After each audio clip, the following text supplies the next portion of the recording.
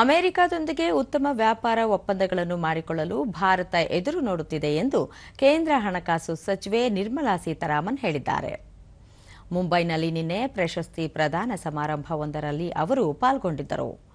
ಈ ಸಂದರ್ಭದಲ್ಲಿ ನಿರ್ಮಲಾ ಸೀತಾರಾಮನ್ ಭಾರತ ಮತ್ತು ಅಮೆರಿಕ ನಡುವೆ ತೆರಿಗೆ ಸಂಬಂಧ ಗೊಂದಲಗಳ ನಡುವೆಯೇ ಆರ್ಥಿಕಾಭಿವೃದ್ಧಿ ಹಾಗೂ ಸುಗಮ ಪೂರೈಕೆ ಪ್ರಕ್ರಿಯೆಯನ್ನು ಮುಂದುವರಿಸುವ ಉದ್ದೇಶದಿಂದ ಭಾರತ ಅಮೆರಿಕದೊಂದಿಗೆ ಉತ್ತಮ ವ್ಯಾಪಾರ ಸಂಬಂಧಗಳನ್ನು ಹೊಂದಲು ಬಯಸುತ್ತದೆ ಎಂದರು. ಅಮೆರಿಕವು ತೆರಿಗೆ ಹೆಚ್ಚಳ ಮಾಡುವುದರಿಂದ ಉಂಟಾಗುವ ಸಮಸ್ಯೆಗಳನ್ನು ಸೂಕ್ಷ್ಮವಾಗಿ ನಿಭಾಯಿಸಲು ಸರ್ಕಾರ ಈಗಾಗಲೇ ಕ್ರಮಗಳನ್ನು ಕೈಗೊಳ್ಳುತ್ತಿದೆ. ದೇಶಿ ಕೈಗಾರಿಕೆಗಳ ಹಿತರಕ್ಷಣೆಯೊಂದಿಗೆ ಆಮದು ನೀತಿಯಲ್ಲಿ ಬದಲಾವಣೆಗಳನ್ನು ಮಾಡಿಕೊಳ್ಳಬೇಕಾದ ಅಗತ್ಯವಿದೆ ಎಂದು ತಿಳಿಸಿದರು.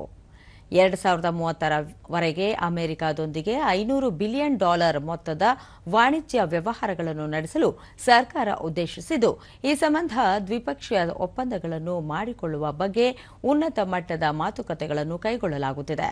ಈಗಾಗಲೇ ಕೇಂದ್ರ ವಾಣಿಜ್ಯ ಸಚಿವ ಪಿಯೂಷ್ ಗೋಯಲ್ ಅವರು ವಾಷಿಂಗ್ಟನ್ಗೆ ಭೇಟಿ ನೀಡಿದ್ದು, ಅಮೆರಿಕದ ತಮ್ಮ ಸಹವರ್ತಿಯೊಂದಿಗೆ ಮಾತುಕತೆಯನ್ನು ಆರಂಭಿಸಿದ್ದಾರೆ. ಇವೆಲ್ಲವುಗಳ ಪರಿಣಾಮದಿಂದ ಜಿಎಸ್ಟಿ ದರಗಳು ಸಹ ಗುಣಾತ್ಮಕವಾಗಿ ಕಡಿಮೆಯಾಗುವ ಸಾಧ್ಯತೆಗಳಿವೆ ಎಂದು ನಿರ್ಮಲಾ ಸೀತಾರಾಮನ್ ಹೇಳಿದರು.